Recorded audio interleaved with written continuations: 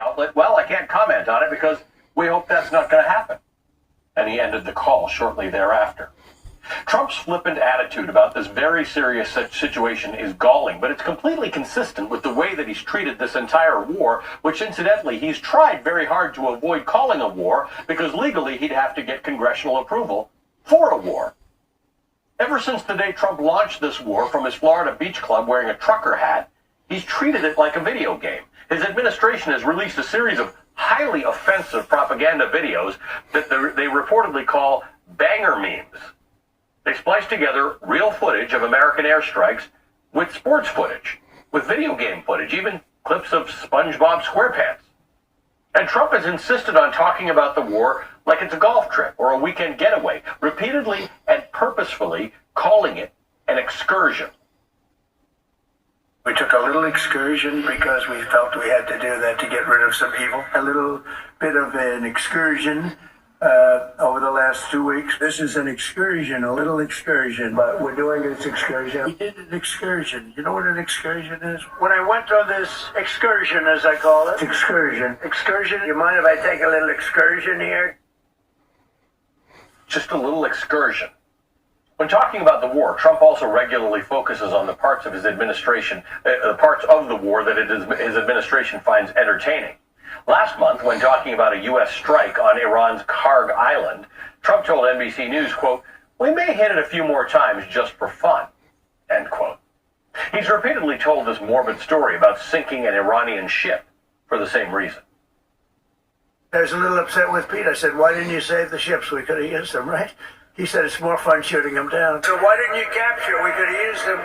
They said, it's more fun to put them at the bottom of the sea. And actually, one of my generals said, sir, it's a lot more fun doing it this way. He said, it's more fun to sink them. I said, they like sinking them better. Every time this president describes a military operation, he sounds like a teenager playing with his Xbox.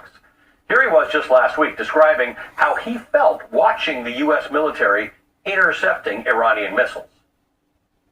I watched their performance. Missiles launched. You have to see it. It's very cool. Missiles launched. Missiles launching. They're launching. Okay, we're ready. Fire, boom. Fire, boom. I watched their performance. Fire, boom. Fire, boom. Now, with an especially just desperate situation, an American soldier desperately in need of rescue, with American men and women risking their lives in what might be the most dangerous operation of this war yet, the president's wartime attitude feels that much more outrageous. Donald Trump is incapable of grasping the gravity of this situation in which he has put our country as a matter of choice. This is a very serious situation that is being handled by very unserious people. Their Air Force is gone. Their anti-aircraft equipment is gone. We're flying wherever we want. We have nobody even shooting at us. Joining us now is MS Now reporter David Noriega, who's in Jerusalem tonight, longtime Pentagon correspondent, my old friend Barbara Starr, and the retired Lieutenant Colonel Amy McGrath. She was the first woman to fly a combat mission for the Marines and flew over 85 combat missions during her career. Welcome to all of you. Thank you for being with us. Colonel McGrath, I want to start with you because there's just a seriousness about this. You flew aircraft when you were in the Marines. I want you to just think about this airman, the one who's missing right now. What is that person trained to do in this situation? They're behind enemy lines. We don't know where they are. We don't know what condition they're in. Yeah, first let me say that war is not a video game. It's really real. And, the aircrew, first of all, they are trained for this to happen. Every single flight, a combat mission that you go on, you brief this sort of scenario. And prior to that, you go through an entire school of how to train to make sure that you can evade and resist getting captured. So our aircrew is very well trained for this. When you eject from an aircraft, that's a very violent thing to have happen. You may not survive the ejection. If you do, you might be injured.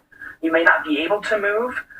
You have some devices on you that can communicate. They're encrypted, so you're trained to use those devices, but you may not want to use them depending on where you're at. And so the tactics of how an aircrew is going to evade right now, I'm not going to go into, but because we're obviously an air crew is actively trying to do that right now. So I think that's really important for people to know. But we are trained and we have the best combat search and rescue capability on the planet. So if they can be found, we're going to find them. Be raking it in, and other folks who are close to the president are going to be raking it in. But the American people will suffer. And of course, this comes on top of what Donald Trump and Republicans in Washington did last year, right? They passed their so-called big, beautiful bill, which was beautiful if you're a billionaire. You got really big tax cuts. But to partially pay for that, they cut Medicaid, they cut food nutrition programs. So now comes this year, and Donald Trump goes off and starts a war and says, well, we're going to have to cut back on Medicare, we're going to have to cut back on Medicaid, we're going to have to cut back on our efforts to make child care more affordable. So at the end of the day, he is screwing the American people and doing exactly what he said he was going to avoid. He said he was going to focus on things here at home, keep us out of foreign wars. He's done exactly the opposite. I was talking to Ben Rhodes about this a minute ago. I want to play it for you, something that he said about gas prices in the Oval Office. Let's listen.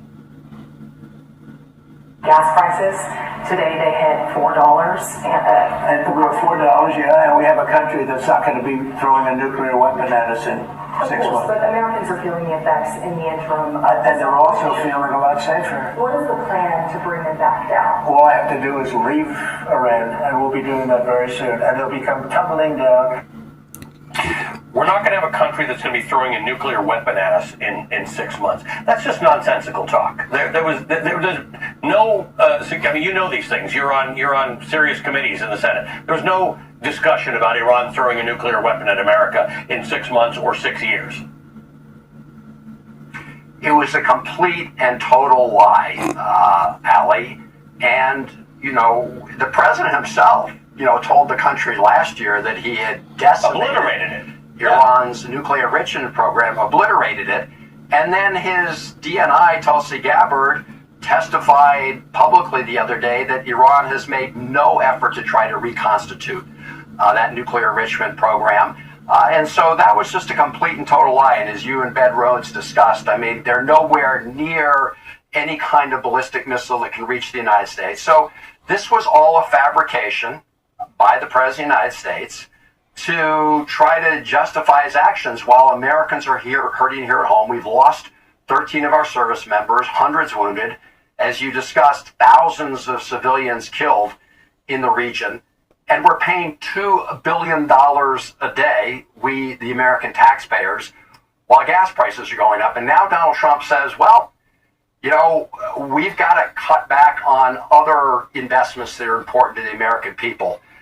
This war should never have started. We should end it now. Donald Trump is talking about asking for another $200 billion. And I can tell you, Ali, I won't vote for one more dime for this illegal war of choice.